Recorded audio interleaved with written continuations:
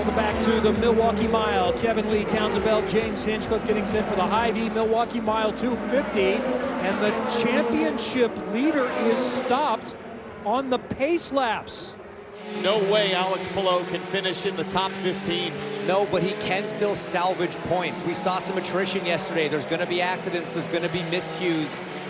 You know, we saw drivers 10, 12 laps down still out there circulating. This crew just has to focus on getting that car running. But now that it's in pit lane, we should be able to go racing, and we've just got word we are 1 to go at the line. Palou's about to go a lot of laps down. Red, white, and black Verizon car, and there is no start. Oh, big crash! Power got through. Okay, go for it. Joseph Newgarden out from pole position 2 days in a row for a start that was waved off. Unbelievable. I guess someone didn't get the message. Newgarden said someone didn't get the message. They waved off the start. Did someone go from behind? Keep an eye on that number 8 car and Marcus Armstrong. The two Ganassis came together and got into Newgarden. And was Linus Lundqvist seemingly not aware that the start was waved off. Will Power is 8 points back as they run, starting from second. Lundqvist, Rossi, Award. Let's go again from Milwaukee. And Rossi taking a look right down there on Lundqvist. Can he get him through 2? 3 wide behind them, and same old story. Connor Daly living up there in Schechterville, USA, in that 3rd lane, making moves early. Santino Ferrucci does not have a contract in hand for next season, but this weekend he's showing everybody why he probably deserves a multi-year contract as Colton Herta goes around Scott Dixon as we take a look at this replay. This is Colton trying to make lane 3 work. We saw this happen yesterday. Kyle Kirkwood got stuck in the sandwich in that same spot. But even here, Dixon's riding in that 2nd lane. Colton saying, don't care, I'll try lane 3.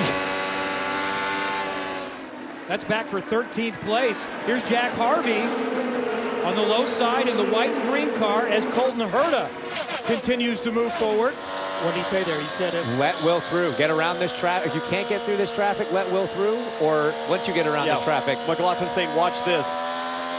I'm going. This is what cost Scott the lead yesterday. He struggled to get around the tail end of the lead lap cars, and that's what opened the opportunity for others to pounce. He's not going to want to give it up because he, as points run now, would still be mathematically alive. It would take 2 guys crashing out at Nashville and him winning the race, but he would say, I'm telling you, there's a chance. He is 18 laps down, so there is a position that Palou can get, and here comes Power again to fight for the lead on his teammate Scott McLaughlin. He's got a little run. This is a really fun part of the race when the drivers start to explore laterally, left to right across this wide Milwaukee track. Where can I find clean air? And Power is looking everywhere. Power definitely has the pace advantage as he goes by now. Scott McLaughlin, he's got to contest with this lap traffic. Linus Lundqvist, the number 8, first car that Power will get to. Doing it once again, but McLaughlin better on pit lane in the box. Let's watch this. Here's where things got way loose, James. That is gnarly. That is big. Full out of the throttle. Healthy dose of opposite lock there, trying to save it. That's just not, that's not normally a common thing in an IndyCar on an oval, but this weekend in Milwaukee, we have seen a whole lot of it as we see now. Slide job. Whoa, little contact. I don't know if they touched, but they almost did, and that would not be good for Marcus Ericsson 2 days in a row to be side by side and end up crashing like he did with Joseph Newgarden yesterday. Ferrucci went in there with authority and just knew that he was going to have to walk the car up the track. And what's going on with Connor Daly in the pit lane and sitting there in a caution because David Malukas is slowing. Mechanical issue. Emergency mode is being yelled over the radio. That's a switch that kind of overrides a lot of the fail-safes on the sensors on the car that hopefully allows you to get some control back, whether it's throttle control, gearbox. Boy, for this early in the race, James, we saw the issues with Palou, with Armstrong, with Nolan Siegel, Connor Daly. Here, do I try to get it down? David Malukas. They all have a strong electrical smell about them. Time to go again for Milwaukee. That's Alexander Rossi in the papaya white and black car behind. 3rd is Scott McLaughlin. Don't forget about Pato Award on the charge at 4th. Just looking at that left front wing here for Pato Award as we ride on board thanks to Aero. Doesn't look like there's any damage. Maybe just a little bit more vibration with the left front end fences. Santino Ferrucci, I think, there just did another big slide job going into turn 3. Snookered Pato by using Kevin Simpson as a pick, fired it in there. We've seen that move a couple times now out of Santino over the last day and a half, and he is still hanging it up top. Let's take a look back at the restart from the 14's perspective, getting a look at what he did. That's Stingray Robb immediately in front of him in that white and pink machine. No surprise there, Townsend, all up top all day long. Yeah, but brilliant stuff once again. 2 days in a row from Ferrucci. Now he's got the big draft on Pato Award. Gonna use it deep in on the brakes. And whoa. Boy, you're taking a big leap of faith, but he's making it work, Dylan. Oh boy. Pato Award almost losing the back end. He went for a pretty aggressive downshift mid-corner, Georgia, and then spun up his Chevy coming off of turn 4. Yes, he did, and I just checked in with the team to check on that front wing from the potential damage off the first initial start, and they said there's a little bit of damage on the wing, but they didn't change it and they didn't replace anything. There's no vibration on the 5 as well.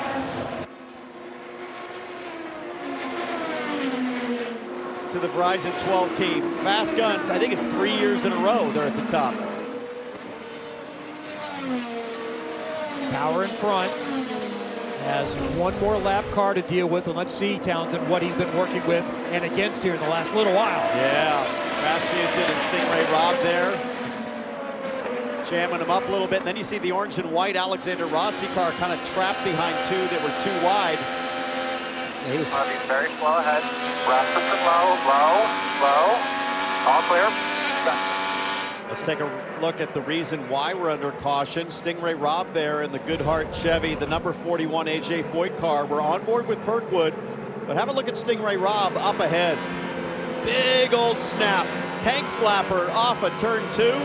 He's able to lock it down on the brakes and keep that thing out of the wall. That was really close to a big one. pretty similar to what we saw to the 51 of Catherine Legge yesterday. All right, gather it up here. Alexander Rossi controls the field. He gets a good jump. Remember, there's still lap traffic to deal with, so Dixon is going to have to get by in that orange and blue car, trying to get by there for second in the race, but he's not second in line. The second in line was Connor Daly, using the Connor Daly line up top to get around the lap car of Catherine Legge. Oh, here comes Santino Ferrucci again. 3 wide, a crash. Graham Rahal. Hard into the wall for Rahal, spun all the way around 360 degrees. This got absolutely drilled. There is Rasmussen, the blue 20 that got in the back, but there are a lot of factors involved in this one. We'll sort it out and go racing again from Milwaukee. And now he's very out of position, Go, green, but the green, green green, flag's green, green. waving. Alexander Rossi takes them back to green. Scott Dixon is going to get by Connor Daly. Many laps down. That blue car is Scott McLaughlin. He is third in the race, but has some more traffic to deal with. Look at Ferrucci squeezing too high there, as Christian Rasmussen will get a penalty. Look at Rinus VK, his teammate, up the inside of Kiffin Simpson. For that last caution, Christian Rasmussen is going to be penalized, a drive-through, and Will Power is now in recovery mode. Look at he this. is a lap down, fighting the two championship contenders, not on the lead lap at this point. Alex Palou is 28 laps down, looking for attrition to continue to score more points. He runs 22nd in this race. Will let him go. Let Alex Palou go as Colton Herta now with his teammate Marcus Ericsson. Oh, Right there, three wide, top. Ferrucci on the low side, Ericsson in the middle, and Colton Herta now makes it 2 wide, side by side, Ferrucci down low. You just watch on that Firestone telemetry how smooth he's got to be on the throttle coming off, and McLaughlin now on the outside. How about that? Scott on Scott, Kiwi on Kiwi. He gets that position, and now he starts chasing down Rossi. And he got by Stingray Robb immediately, so McLaughlin is still in play, and that's how he could help. And here This comes factor as Colton well. Herta. Herta just got past Ferrucci as Rossi works his way through lap traffic. Colton Herta has never won on an oval. His best finish is 4th. Scott McLaughlin earlier this year, when he won an oval, said, I don't consider and didn't consider myself an IndyCar driver until I won on an oval. He's done it. The Gallagher Insurance Encore gives us the look as he splashes out a little bit wide. Colton Herta shut down the inside line, but it's going to cost him. McLaughlin with the run up the inside. He'll have the point. Side by side. How close do you want it? They almost touch. McLaughlin to the front of Milwaukee, and Herta fights right back on the outside. Herta regains the lead. What a comeback on the outside from Colton. I don't think McLaughlin was expecting that at all. But man, what a strong run off of 4. McLaughlin trying to line it back up into 3. Running in this dirty air, pushing this hard, but he's going to take another crack at it. Great run off of 4. In the draft, he pulls out. Here comes McLaughlin He's there. He's got a wing with on the him. Cambridge on board. That's our view, looking left. By himself. McLaughlin is clear, and he takes off. Didn't leave Colton a whole lot of room to work with there. McLaughlin went right around the dark strip. As we understand, Linus Lundqvist might have gotten into the fence, but he continues to go. That power needs to get a lap back. Slides up. How hard did he hit it? He hit it. Good, definitely enough to bend it. Kind of the angle that he went in. It's a little bit rear first, but back up front. Could find himself in a really good spot. And what I don't love about this is you got Dave Malukas there running 112 laps down in the middle of a podium fight as we got a yellow Stingray Rob in turn 2. Everybody would have to do it or else they won't get the drive around. Take another look there at the Stingray Rob incident, just high into those marbles. McLaughlin now has his win on an oval. Rossi has 1 win in the last 5 years, but he's won the Indianapolis 500. It was the 100th. Scott Dixon has won more races than anyone not named A.J. Foyt. Here we go again from Milwaukee, and McLaughlin has a good jump. Dixon has a run on Rossi, and he zooms to second. Dixon is on the charge. Herta going around the outside up to 3rd. I think that move from Dixon caught Rossi off guard, had to get out of the throttle, and now Herta on Dixon into 3, side by side. Does the Ferrucci? Can Dixon fight back on the outside? Both guys throttling it. I thought Herta was going to move up a little higher. They almost touched down the front straightaway. And the old guard versus the young guns here at Milwaukee. I said Dixon was the steady hand, but he made that pass like a 19-year-old going after his first win. Who loves that fight? Scott McLaughlin is gapped by a second. No lap traffic in between these guys. No lap traffic up ahead for McLaughlin. He's not going to catch the back of the field. He is in the best seat in the house, clean air, and 9 laps to go, sorry.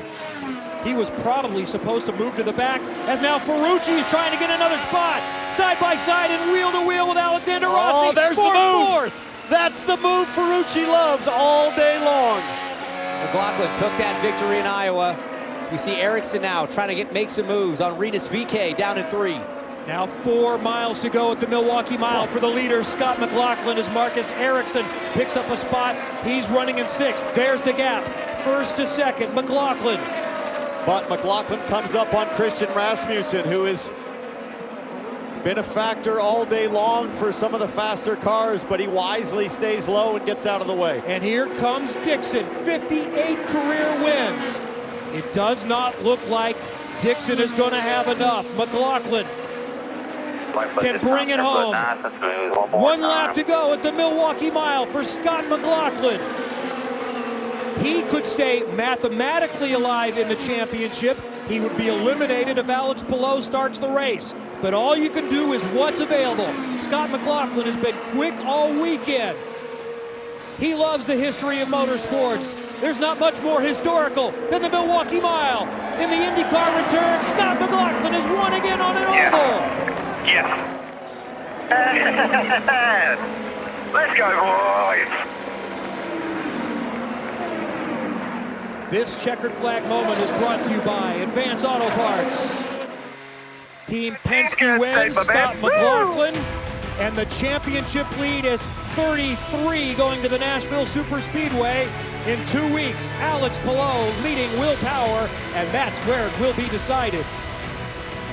Hi folks, Lee Diffie from NBC Sports here. If you truly enjoyed what you just watched, you can get more news, interviews, and highlights by subscribing to the Motorsports on NBC YouTube page. You can get it all, so go for it.